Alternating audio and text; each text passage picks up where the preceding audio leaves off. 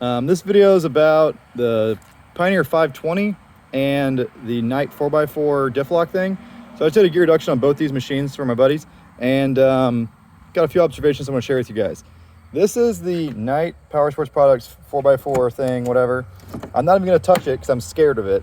I do not like anything about this. So number one, to get this plastic off, you got to take off 3 Allens and take the whole thing apart. They really should have just bought the piece that fits in there from the factory off of a DCT Rubicon and adapted to that. But also, it's needlessly complicated. So I should have taken this video before I put all this back on here, but let me show you what's going on up here. So that lever goes way up there, and that's the actuator. This lever right here just goes up here to hold that plastic cover, and then it clamps on the frame with a U-bolt there, and then this cable gets pulled up and over, and then it comes down to the thing. But this is a brand new front diff and a pretty new setup, and it's already leaking gear oil out of the Knight 4x4. He says it's hard to get out of 4-wheel drive. I wouldn't buy this. This looks like a disaster to me. I might try to make my own, but dude, it's way too complicated, way too many different points of adjustment. That's never gonna work reliably, which is what I've heard from everybody who's got them, by the way. So this thing's got a 40% in it now. Good to go. This is the P520. It's got 30-inch Aztecs on it, which, as we know, are the best tires ever made. He does have the crazy forward arms. Look where that shock mount is. I mean, these arms are swept forward big time. So plenty of clearance for 32s or whatever. The 520's got the new dump bed, which is cool.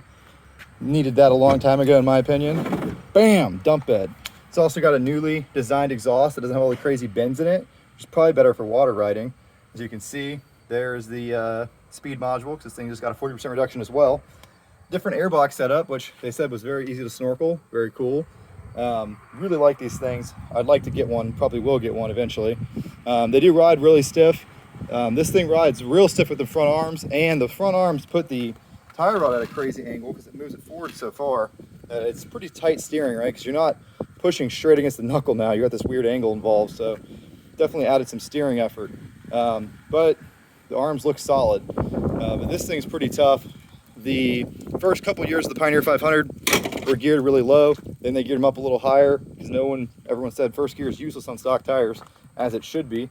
No Honda should be on stock tires. Come on, y'all. But if you take one of these and you throw a first gear out of the first generation, or just throw a primary reduction in it, you get a real good reduction. You can also put a secondary reduction in here, and I think the secondaries in that bike are 12.5 and this bike to like 15.5, because the secondary gears I think are a little different. I know the first gear is different. So overall, still really cool. And there's a lot of space under the hood, by the way. I'd like to put some storage under the hood if I got one of these things.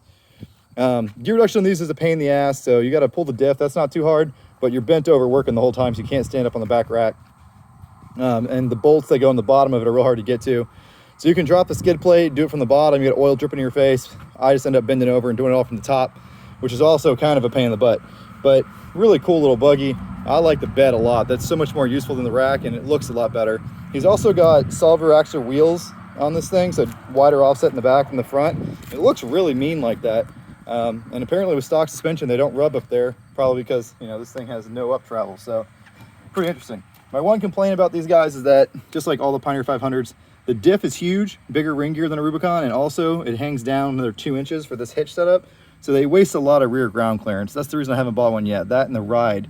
But the 520s have got some pretty big improvements, so I'll probably try one out. Either gonna get one of these next or the new 2022 Pioneer 1000. Still waiting on a Talon that's probably never coming for 2022, so probably gonna cancel that order.